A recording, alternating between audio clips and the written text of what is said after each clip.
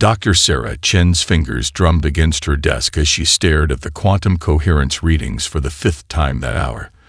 The numbers didn't lie, but they also didn't make any sense.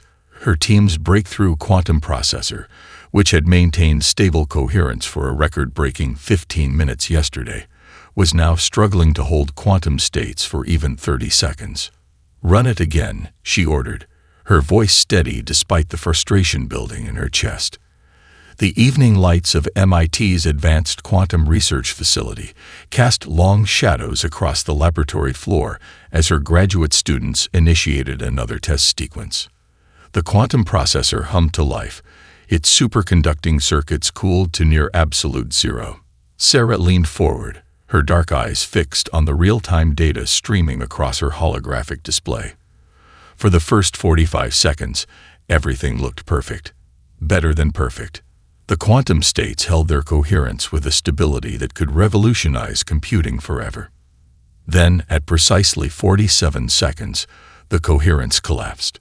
"That's exactly how it failed yesterday," James, her lead graduate student, noted. "And the day before that. And last week during the preliminary demonstration." Sarah nodded, pulling up the historical data.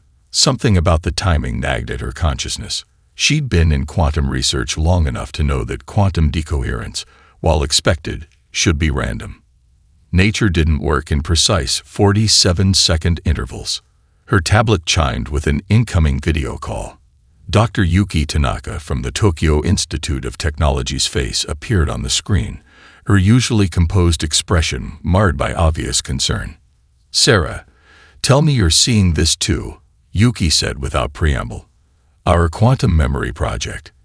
It keeps failing at exactly the same point, every single time." Sarah's spine straightened, precise timing on the failures. 47 seconds after achieving optimal coherence. The coincidence was too perfect to be coincidence. Sarah quickly opened her Global Research Network feed, scanning through recent updates from quantum labs worldwide.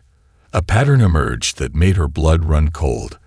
Laboratories in Geneva, Sydney, Beijing, and Toronto all reported mysterious failures in their quantum computing projects.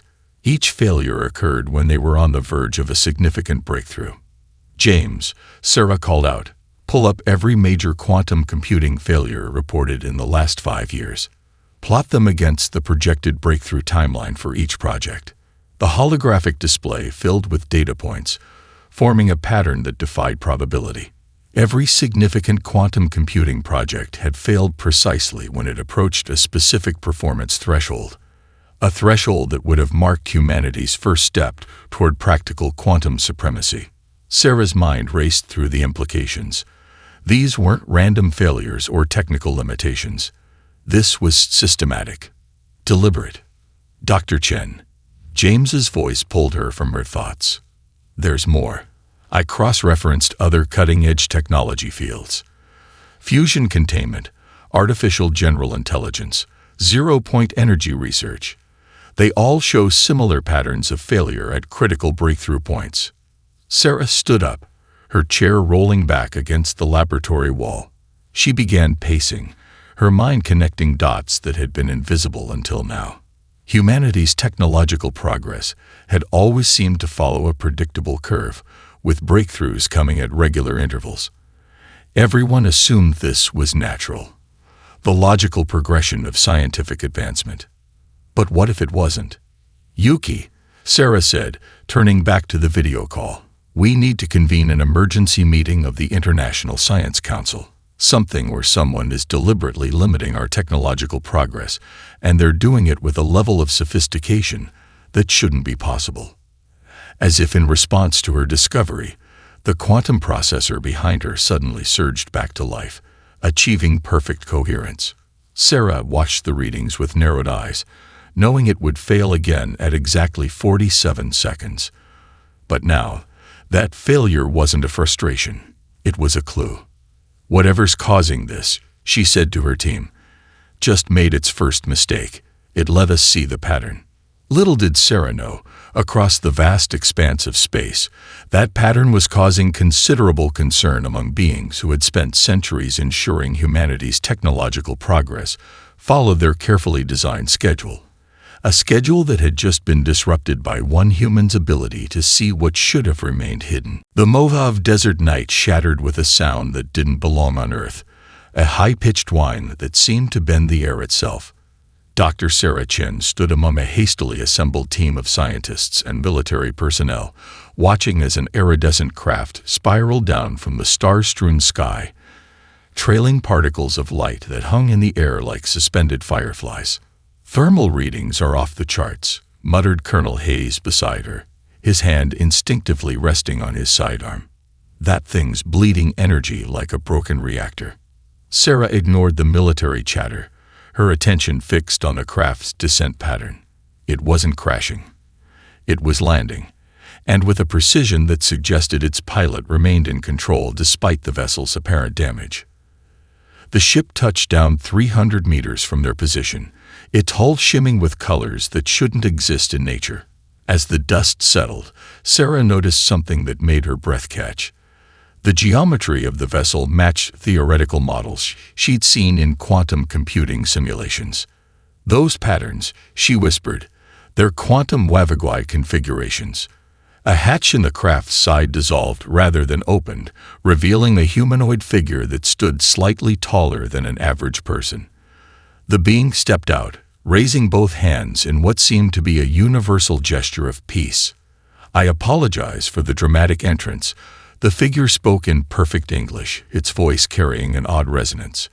"But subtlety is no longer an option, and I calculated this location would minimize the risk of detection by my former colleagues." Sarah stepped forward, ignoring Colonel Hayes' attempt to hold her back. "You're from the Centaurian Science Council," she stated, the words forming from a certainty she couldn't explain. The alien's expression shifted in what might have been surprise. "You shouldn't know that name." He reached into his suit and withdrew a crystalline cube that pulsed with internal light. "Though perhaps it's fitting that you do. I am Zarin, and I've committed an act of treason to bring you this." The cube projected a holographic display that filled the air between them with streams of data and images. Sarah's eyes widened as she recognized quantum computing formulae, but with solutions that made her previous work look like elementary school arithmetic. "For 3 centuries, Zarin continued, the Council has maintained what we called the Development Protocol, a system designed to guide emerging civilizations toward what we considered proper technological advancement. Earth has been under our supervision since your Industrial Revolution." Sarah's mind raced back to the pattern of failures she'd discovered. The 47-second coherence limit, one of thousands of carefully calculated intervention points, Zarin confirmed, each designed to appear as a natural technological plateau rather than an artificial limitation.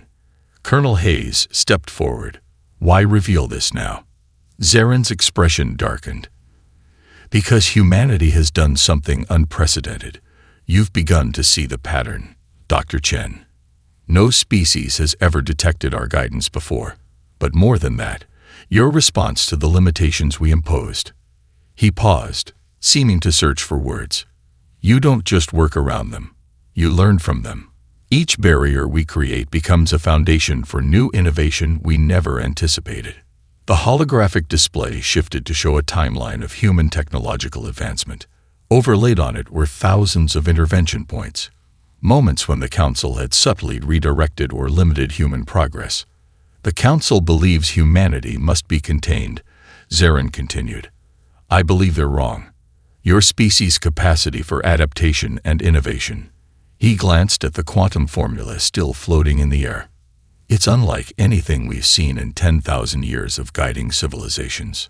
Sarah stepped closer to the holographic display, her mind already processing the implications of what she saw. Each intervention point represented not just a limitation, but a potential breakthrough they'd been denied. And now they had proof. "The Council will know you've come here," she said, not taking her eyes off the data. Zarin nodded. "They'll respond aggressively. But I'm hoping that's exactly what humanity needs, a clear challenge to overcome, rather than the subtle limitations we've imposed until now." As if to punctuate his words, every electronic device in the area suddenly went dark, then reactivated. Sarah's tablet displayed the familiar 47-second quantum coherence failure warning, but now it felt less like a setback and more like a challenge. "They're watching," Zarin said quietly. "The real test begins now." Dr. Sarah Chen's laboratory had transformed into something between a war room and a scientific summit. Holographic displays filled the air with cascading data, while scientists from 12 different countries worked in focused silence. At the center of it all sat Zarin's crystal cube, projecting specifications of Centaurian intervention technology that had shaped human history for centuries. "Look at this," Dr. Yuki Tanaka called out, manipulating a 3D model of what appeared to be a standard quantum processor. "The limiters aren't physical devices. They're quantum patterns woven into the fabric of space-time around our technology." Sarah moved closer, watching as Yuki zoomed in to show subatomic structures that shouldn't have been possible to detect, let alone manipulate. "They'd been using our own quantum field interactions against us," she realized. "Every time we approach a breakthrough, these patterns activate and collapse our quantum states." "Not just quantum computing," James added from his workstation. "I'm finding similar patterns in fusion containment fields, artificial intelligence neural networks, even our latest attempts at faster-than-light theory. They're everywhere, but they're so subtle." "They're beautiful," interrupted Dr. Marcus Rivera, a theoretical physicist from Buenos Aires. He projected his findings onto the main display. "The mathematical elegance of these limitation patterns, they're not just barriers. They're teaching tools." Sarah felt a familiar excitement building, the kind that came with approaching a breakthrough. "Explain." Marcus highlighted a series of equations. "Each limitation is designed to fail in a way that guides us toward a specific development path." "They weren't just stopping us. They were steering us. But look at this." He overlaid the pattern of human innovations over the past century. "We kept finding unexpected ways around their guidance. Every time they tried to direct our progress, we created something they hadn't predicted." Zarin, who had been quietly observing from the corner, stepped forward. "This is why I defected. Your species doesn't just overcome limitations. You transform them into opportunities. The Council's patterns were meant to be invisible walls. You've turned them into stepping stones." A sudden alert flashed across all screens. In Geneva, a quantum entanglement experiment had just achieved stable coherence beyond the 47-second barrier, for exactly 2 seconds before failing completely. "They're getting desperate," Zarin noted. "That level of direct intervention risks exposing their existence." Sarah studied the alert data, then looked at the assembled team of Earth's brightest minds. Each person here represented a different approach to problem-solving, a different way of seeing the universe, and each had achieved breakthroughs that the Centaurians hadn't believed possible. "We're not going to try to disable their limitations," she announced, her voice carrying across the lab. "We're going to embrace them." Marcus is right. These aren't just barriers. They're the most advanced technology we've ever encountered, and they're integrated into everything we've built. She pulled up the quantum processor designs they'd been working on before Zarin's arrival. "Instead of fighting the quantum state collapses, what if we design systems that expect them? That learn from them?" Yuki's eyes widened as she caught on. "Use their own limiting patterns as computational elements. The collapses become part of the processing." "More than that," James added, already modifying their test protocols. "If these patterns are teaching tools, let's be better students than they expected. Every limitation they add becomes part of our technology." The excitement in the room was palpable as the implications sank in. Humanity had spent centuries pushing against invisible barriers, never realizing they were actually pushing against advanced alien technology. Now that technology was visible, and its sophisticated patterns were laid bare before some of the most innovative minds Earth had ever produced. Sarah looked at Zarin, who watched the humans with an expression she was learning to read as amazement. "Your council wanted to guide our development," she said. "I don't think they realized they were really giving us the tools for our next evolution." Around them, the quantum patterns in the air shifted and danced, no longer hidden but transformed into a visible reminder of humanity's unyielding drive to turn every obstacle into an opportunity. The United Nations General Assembly Hall had never been so quiet. On the central display, Dr. Sarah Chen's presentation showed a simple quantum processor failing at exactly 47 seconds, over and over again. As the final replay ended, she looked out at the assembled world leaders, scientists, and technology experts from every corner of Earth. "What you've just witnessed isn't a technical limitation," she stated, her voice carrying across the hushed chamber. "It's evidence of external intervention in human technological development. Thanks to our guest, we now know the full scope of this intervention." Zarin stood from his place in the observers section, his presence causing a ripple of murmurs through the crowd. He had insisted on this public revelation, arguing that humanity's greatest strength lay in its ability to unite in the face of challenges. "The Centaurian Council has guided thousands of civilizations," Sarah continued, switching to a display of the limitation patterns they'd discovered. "But humanity has done something unprecedented. We haven't just detected their guidance. We've found a way to use it." Dr. Yuki Tanaka stepped forward, taking over the presentation. "These patterns aren't just restrictions. They're complex technological systems beyond anything we've developed. By studying how they work, we've already learned more about quantum mechanics in 2 weeks than we had in the previous decade." The hall erupted in discussion, but fell silent as Sarah raised her hand. "We're not here to protest this intervention. We're here to transform it. I'm proposing Project Resilience, a global initiative to develop technology that doesn't just resist these limitations, but grows stronger because of them." The Chinese science minister stood first. "The Quantum Research Facility in Shanghai is at your disposal, Dr. Chen. Our best minds are ready to join this effort." "The European Union pledges full support," added the EU Technology Commissioner. "All competitive research projects will be suspended in favor of collaboration." One by one, nations offered their resources, their scientists, their full commitment to the project. Sarah watched as centuries of technological competition transformed into unity in a matter of minutes. This, she realized, was what Zarin had meant about humanity's unique qualities. "We've prepared research centers in 12 locations worldwide," Sarah explained, bringing up a map. "Each will focus on a different aspect of the limitation patterns. Every breakthrough, every piece of data, will be shared instantly through a new quantum network that uses the Centaurian patterns as its foundation." Dr. Marcus Rivera took the podium next, displaying the first prototype of their new approach. "We've already adapted our quantum processors to anticipate the 47-second collapse. Instead of fighting it, we use the collapse itself as part of the computational process. Early tests suggest this actually increases our processing capability beyond what we thought possible."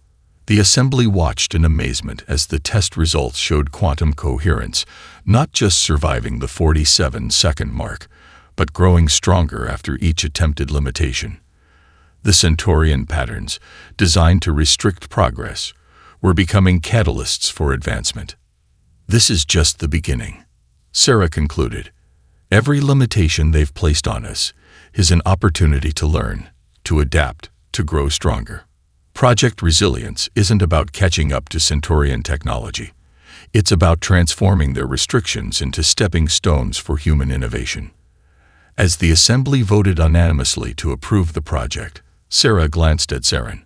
The former council member was watching the proceedings with an expression that mixed awe with something like vindication.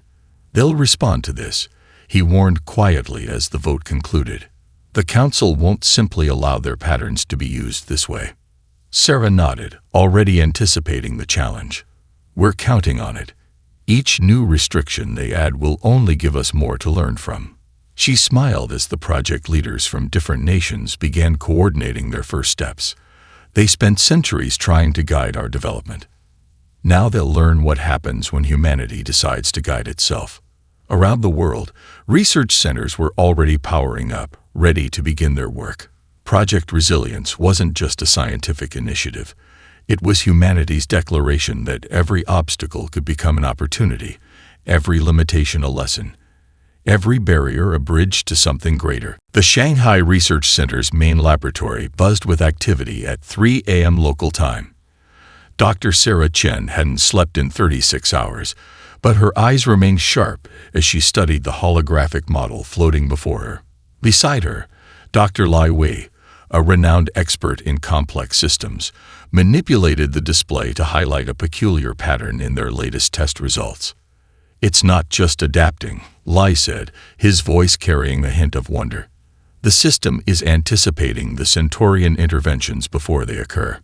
Sarah leaned closer, watching as their experimental quantum network processed data. The familiar 47-second barrier approached, but instead of fighting against the coming collapse, the system began reconfiguring itself. When the Centaurian pattern activated, it found a completely different quantum architecture than it had targeted. "Show me the next iteration," Sarah requested, reaching for her third cup of coffee. The display shifted, revealing how their system had incorporated the failed intervention attempt into its own structure. Each limitation pattern the Centaurians deployed became a new component of the quantum network, strengthening rather than restricting it. "Dr. Chen," James called from his workstation. "You need to see this. The biological modeling team in Mumbai just sent over their analysis." The main screen filled with data from their parallel research track. For months, they'd been studying how Earth's organisms adapted to environmental pressures, looking for principles they could apply to their technology. The Mumbai team had focused specifically on immune systems and neuroplasticity. "They've mapped the similarity between our quantum adaptations and biological evolution," James explained, overlaying the patterns. "Our system isn't just resisting the limitations, it's evolving in response to them, just like a living organism adapts to environmental challenges." Yuki's voice came through the quantum comm link from Tokyo. "The pattern recognition algorithms we developed are showing something extraordinary. Each Centaurian intervention follows predictable mathematical principles.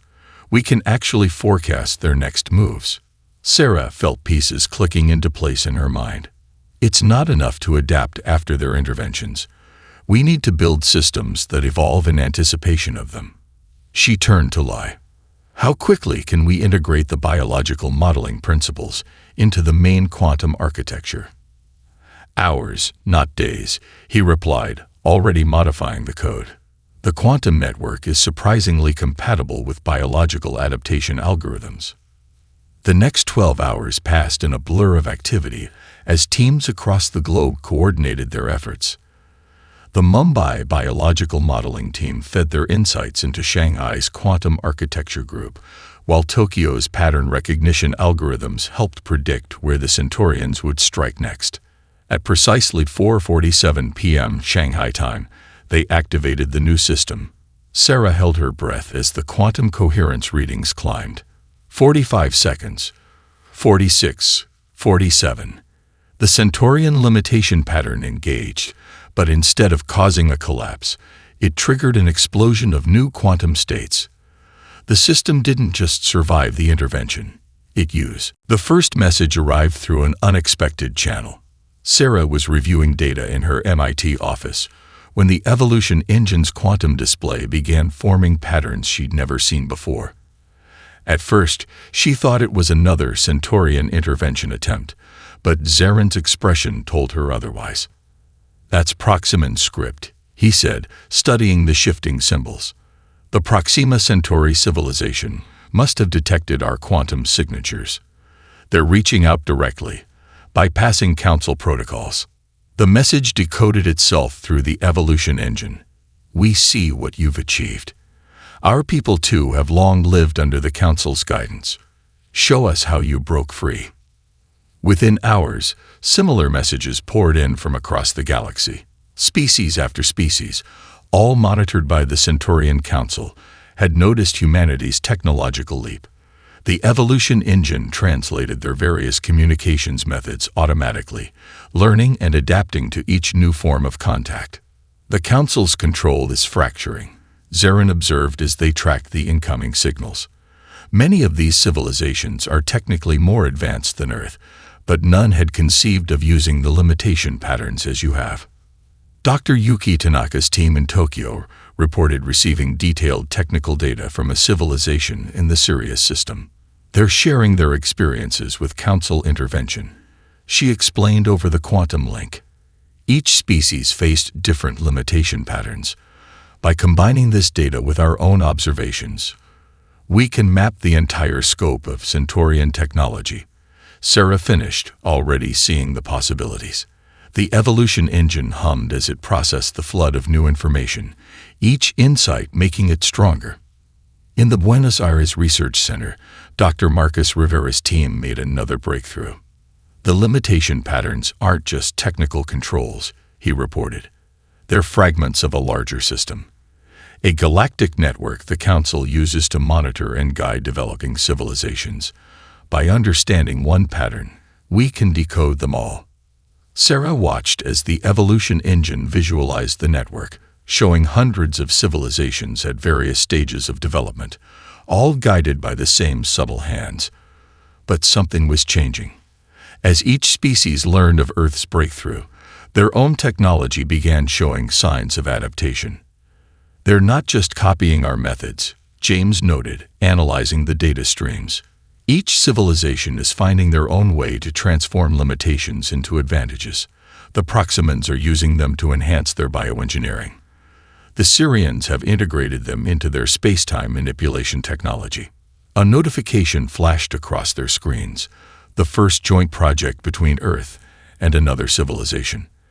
The Proximan bioengineers had combined their expertise with humanity's adaptive quantum systems, creating something entirely new. This is what the Council feared most, Zarin said softly. Not just one species breaking free, but the start of true galactic collaboration. Innovation without borders or barriers. Sarah smiled as she watched the evolution engine process another wave of alien communications. They spent centuries trying to guide us all down separate paths. Instead, they gave us common ground. Every civilization they monitored now shares an understanding of their technology and a desire to transform it. The quantum network lit up with new connections as species after species joined what was becoming an interstellar scientific revolution. Each brought their own insights, their own ways of thinking, their own approaches to turning limitations into opportunities. The Council's meeting in emergency session, Zarin announced, receiving updates from his remaining contacts. They're divided on how to respond. Some want to increase restrictions, others. He paused as a new message appeared in the quantum feed. This one was different. An official communication from a group of council members who had reached a startling conclusion. Their centuries of careful guidance had inadvertently created something unprecedented. A galactic community united not by control, but by the shared experience of overcoming it.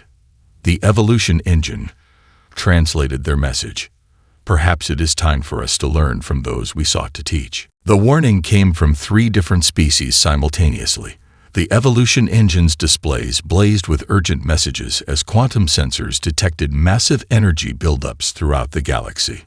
In MIT's Central Command Center, Sarah watched as Zarin's face paled at the readings. They're activating every limitation pattern at once, he breathed. The Council has never attempted this level of intervention. The energy requirements alone. All research centers. Initiate Protocol Omega, Sarah commanded through the quantum network. Around the globe, teams sprang into action, their months of preparation about to face its ultimate test. The first wave hit like a tsunami of quantum interference.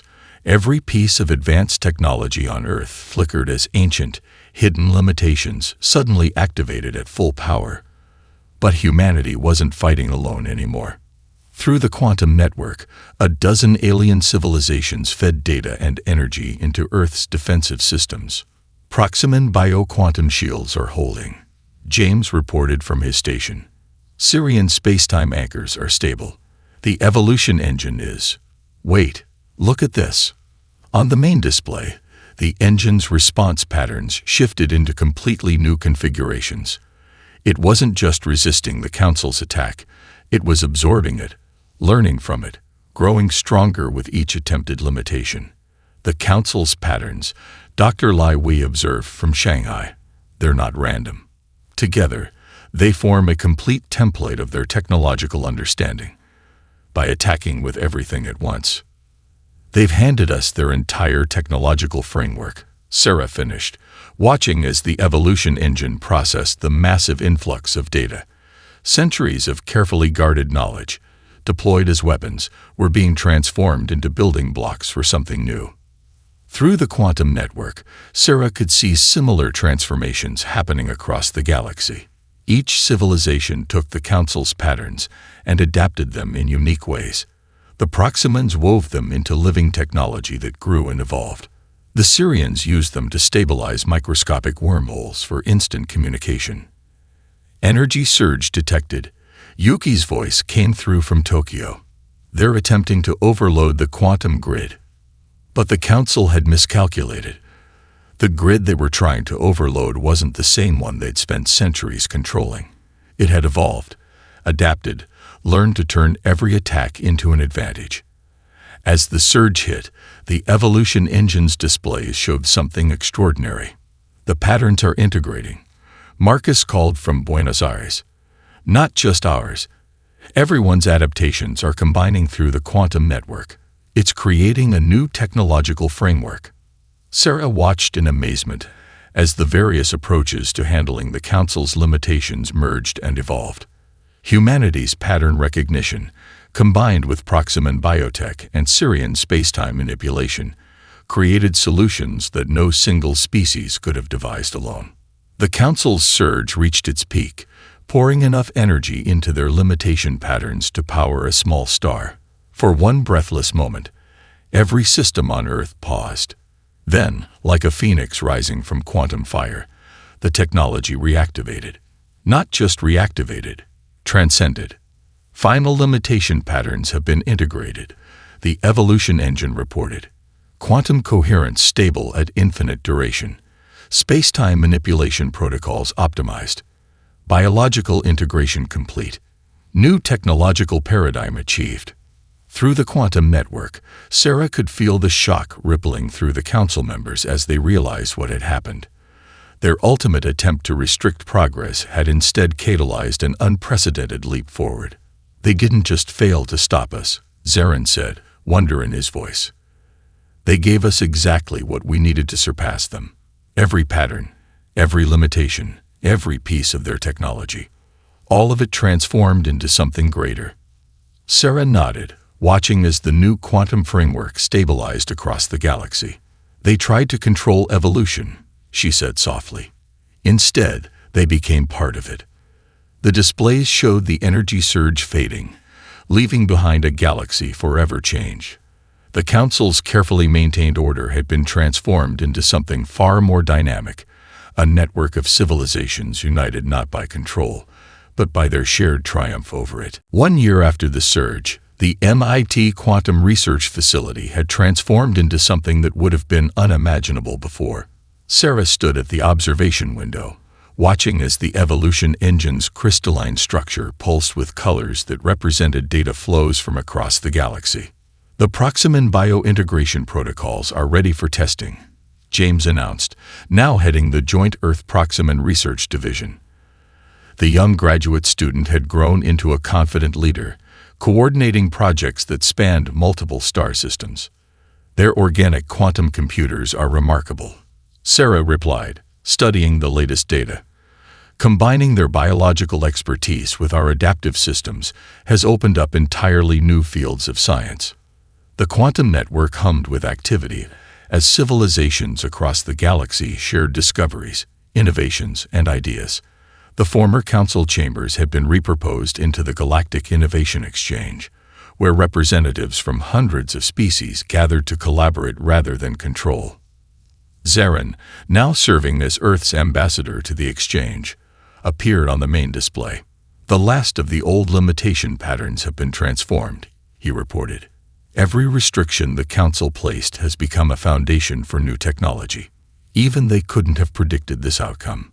Sarah smiled, remembering those first days of discovering the patterns.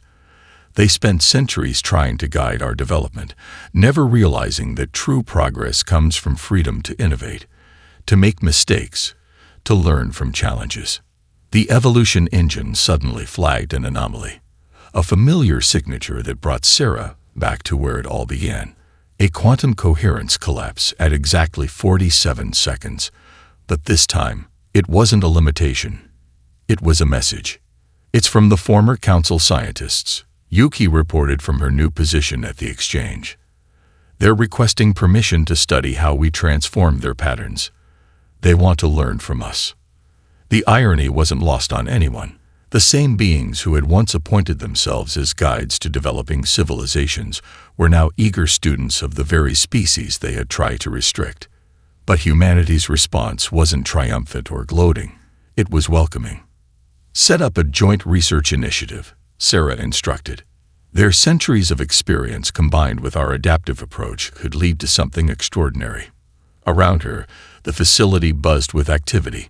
Teams of human and alien scientists worked side by side, each bringing their unique perspectives to challenges that once seemed insurmountable. The quantum network carried their discoveries instantly across light years, allowing real-time collaboration on a galactic scale. Dr. Chen, one of the newer researchers, called out, "You might want to see this. We've detected a civilization in the Andromeda galaxy showing signs of early quantum computing development." Sarah studied the data, recognizing patterns similar to Earth's early struggles with quantum coherence. But this time, instead of imposing limitations, they had the opportunity to offer guidance through example, showing how obstacles could become opportunities. Send them our complete records, she decided. Everything from our first detection of the patterns to our latest innovations. Let them choose their own path, but show them what's possible when limitations become stepping stones. The evolution engine processed her command, transmitting humanity's journey across the vast distance between galaxies. In that stream of data was a simple but powerful message. Progress couldn't be controlled or directed, only nurtured and shared. James looked up from his station with a grin. They're already beginning to adapt the patterns in their own unique way.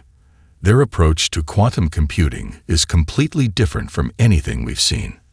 Good, Sarah said, watching as new data flowed in from across two galaxies. That's exactly how it should be.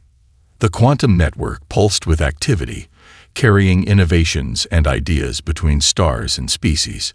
Each civilization added its own unique perspective to the galactic exchange of knowledge, creating something far greater than the Council had ever imagined possible. Humanity had not just broken free from limitation, they had transformed it into liberation for an entire galaxy. And as new civilizations joined the exchange, each bringing their own innovations and adaptations, the future stretched out before them, unlimited and bright.